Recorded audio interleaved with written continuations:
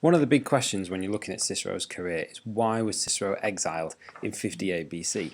If you consider that his career had sort of reached a pinnacle 5 years early in 63 BC when Cicero was consul. And as consul, remember, he'd stopped that Catilinarian conspiracy, and as a result had been given that honorific title by the Senate, Pater Patriae, father of the country. So why 5 years later is the Pater Patriae of the Republic exiled, kicked out of Rome, his property destroyed, and why does he go through that humiliation? We can kind of look at Cicero's exile as a bit like a loaded gun. In order to sort of get rid of Cicero, you need a weapon, you need an enemy to fire the weapon, and you need an opportunity for the enemy to fire that weapon. And we're going to look at Cicero's exile in regard to these sort of three key elements. First of all, let's have a little look at the weapon. Well, Cicero kind of actually creates his own weapon and his own moment of triumph. And the weapon here is his execution of the Catilinarian plotters without trial. Remember, you're not able to execute Roman citizens without trial. Now, during the Catiline plot, Cicero's oratory had managed to get an SCU passed against Catiline and Manlius, but the SCU was only against Catiline and Manlius. Cicero knew that what he was doing in terms of executing those plots without trial was illegal, but at the time, obviously, the Senate was hugely supportive in him taking those actions. So Cicero actually kind of creates his own weapon for his own exile. So we've got that weapon, the execution of plotters without trial, which could be used against Cicero in the future from when he does that in 63 BC. Next, we need an enemy to use that weapon against him. The enemy is created in a hilarious little scandal, the Bonadea scandal. Now, the Bonadea, this particular goddess in Rome, there's a religious festival where the Vestal Virgins and the leading women of Rome gather in the house of the Pontifex Maximus. And in 62 BC, the Pontifex Maximus was Caesar.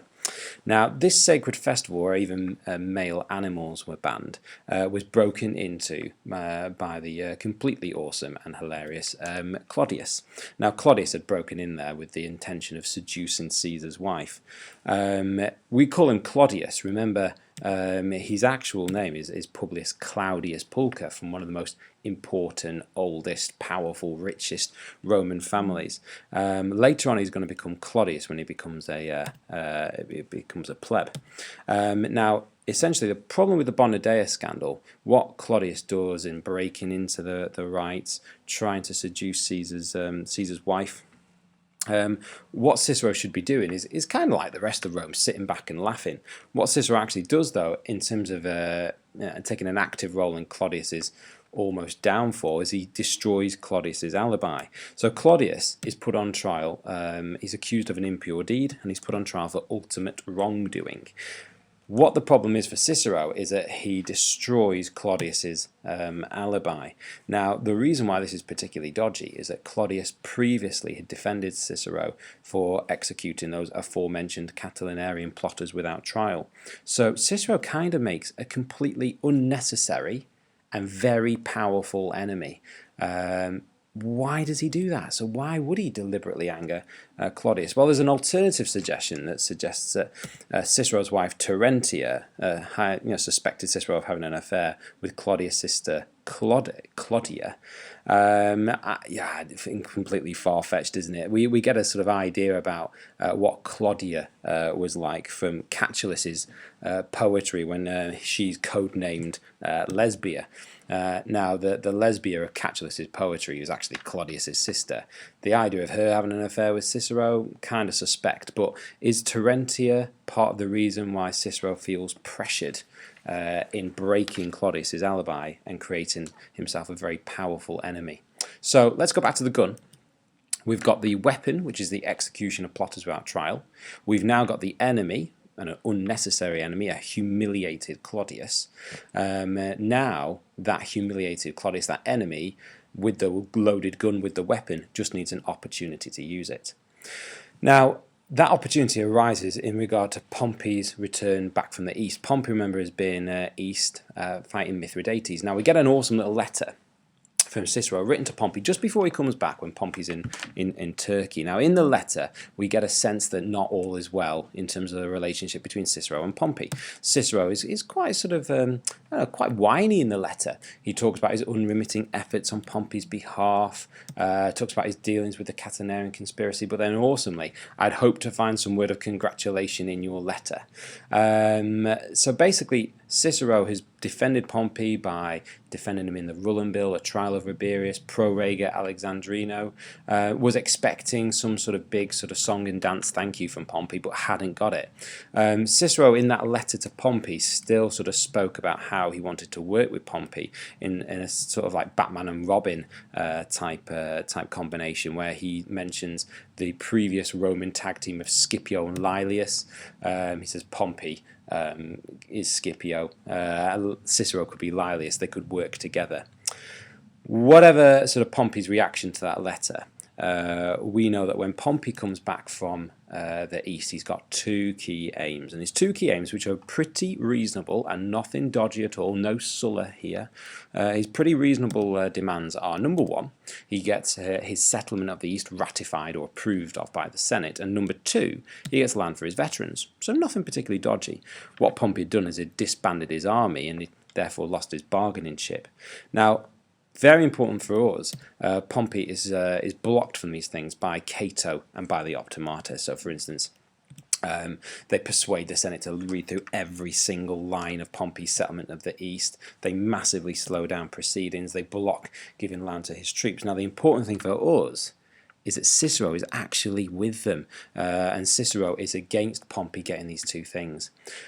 Why is he doing this? Is he trying to sort of align himself more with the Optimates? Is he worried about some type of reaction to his executing of the plotters? Is he thinking Pompey's getting too powerful? Or is he just maybe having a little bit of a sassy hissy fit that Pompey doesn't want to be his friend anymore?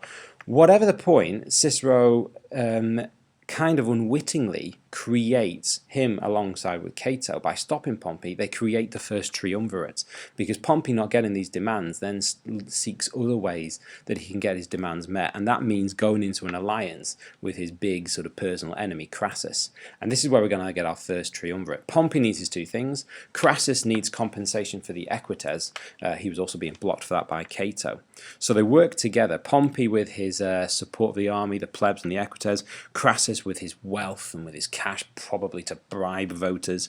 Both help Caesar become consul in 59 BC. And as consul, he passes laws giving Pompey what he wants, giving Crassus what he wants, and obviously looking after himself. Now, the Optimates did have a little plan up their sleeve.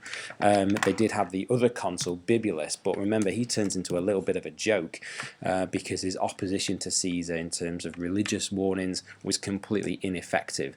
So much so that the year 59 BC becomes the year of Caesar and Julius. Anyway, back to Cicero. He's particularly quite useful, isn't he?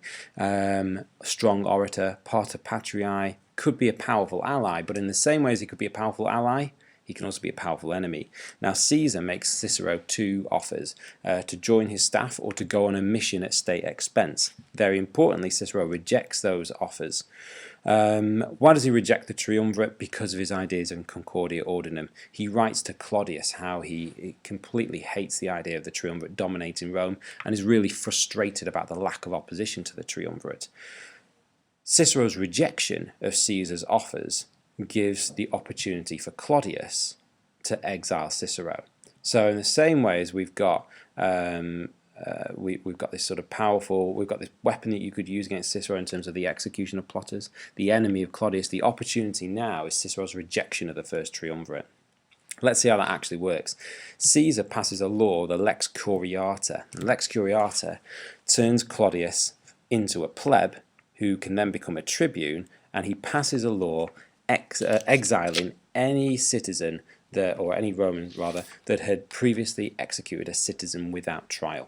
And that is obviously all aimed at Cicero. So Cicero's is it his own fault? Well, let's have a little summary. Well, first of all, if we're thinking about the actual sort of, again, loaded gun analogy, the weapon that Cicero creates for himself is the execution of the Catilinarian conspirators without trial. The enemy is a humiliated Claudius during the Bonadea trial, and the opportunity is Cicero's opposition to the triumvirate. In the same way as he could be a powerful ally, he can be a powerful enemy, and that's why he's exiled in 58 BC. Cicero himself, he writes to his wife Tarantia when he's in exile in Greece. He says, "It's all my own fault." However, really interestingly in that letter, yeah, he does say it's his own fault, but who does he really blame for his exile? Does he really blame himself? Does he blame the triumvirate? No, he blames the optimates. He expected some sort of help. He expected someone to stop his exile. It didn't occur, and Cicero will continue to blame the jealous optimates for his own exile.